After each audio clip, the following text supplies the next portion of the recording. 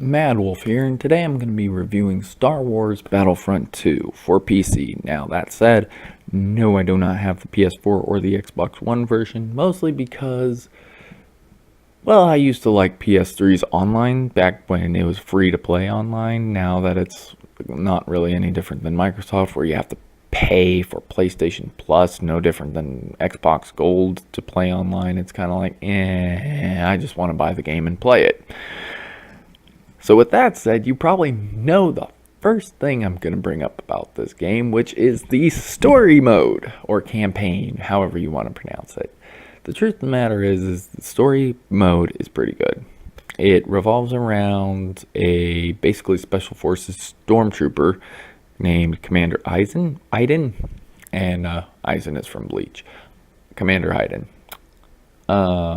And basically, she's starting to have some questions of heart. It starts to take place towards the end of Return of the Jedi, and that's pretty much the second level. From there, I got a couple ways, but the truth of the matter is you can see from my gameplay here. But the truth of the matter is I have not stuck with the campaign mode enough to the end to see if it fully ties in with The Force Awakens. And so the meat of this review is actually going to be at the multiplayer mode. Now, I know, if you've read a lot of my reviews for previous games, I typically don't play online multiplayer, and truth be told, this is actually the game that got me into online multiplayer, because I wanted to branch out, try different things, and actually, as you've seen, I have 4 time to play videos of Friday the 13th. This is the game that got me interested in that, mostly because I was playing a lot of the heroes versus villains, and I did want to try some different experiences. So kudos to Battlefront 2 for that.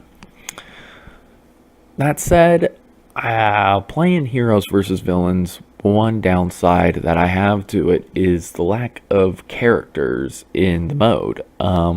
I would say I think there's like 6 characters on each side, light side and dark side. For light side, you have Lando Calrissian, Princess Leia, Han Solo, Luke, Yoda, and Rey.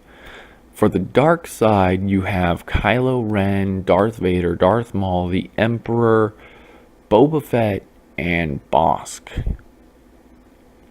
It's a pretty weird selection of characters, and with 9 movies, including the upcoming Last Jedi and Rogue One, you'd imagine there'd be more diversity, especially when in the trooper versus trooper mode, the strike team mode, or strike force mode, or whatever the hell it's called, something to do with strike.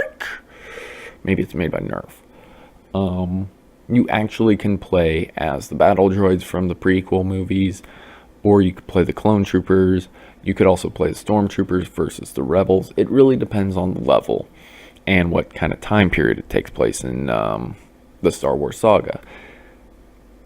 That said, for the heroes versus villains, you would expect Count Dooku to be in there, or even some of the other Jedis, like Samuel L. Jackson's character Mace Windu, Qui-Gon Jinn. Hell, you have Darth Maul.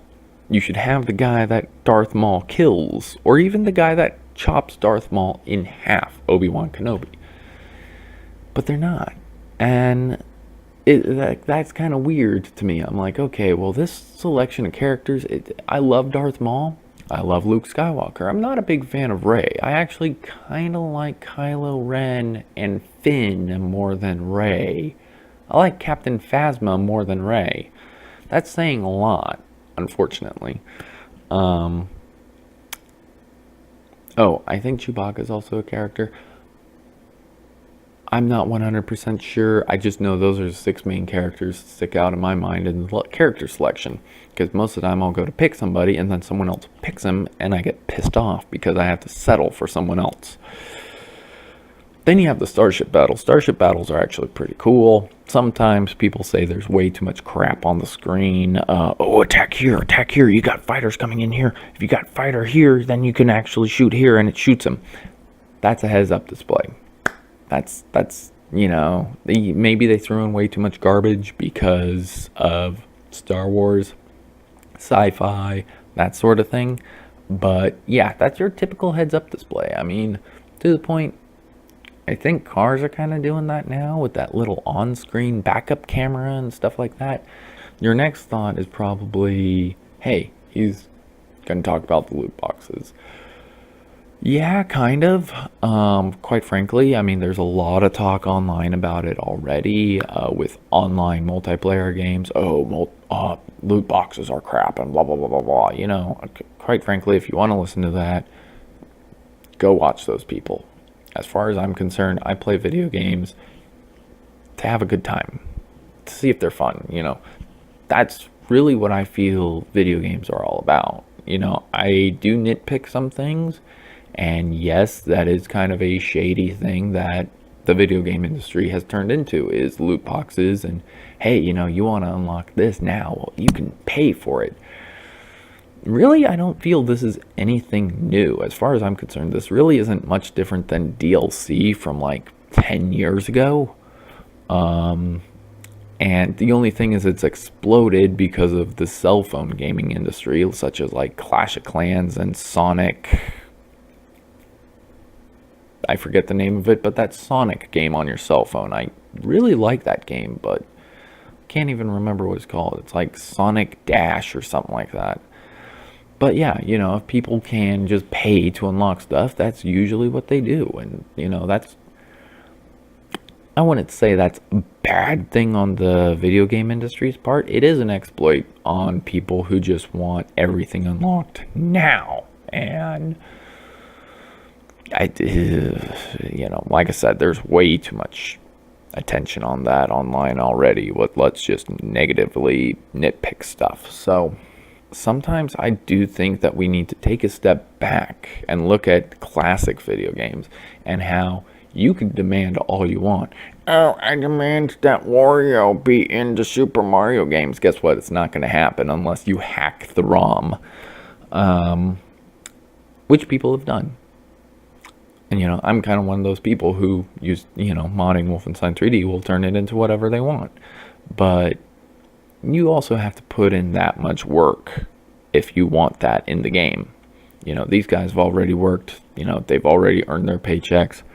Loot boxes are just the current modern thing, cell phone gaming. And if you don't like it, you can still buy the game and not pay to get the loot boxes. You would not believe how many multiplayer games that I play, Overwatch, Mass Effect Andromeda, etc., blah, blah, blah.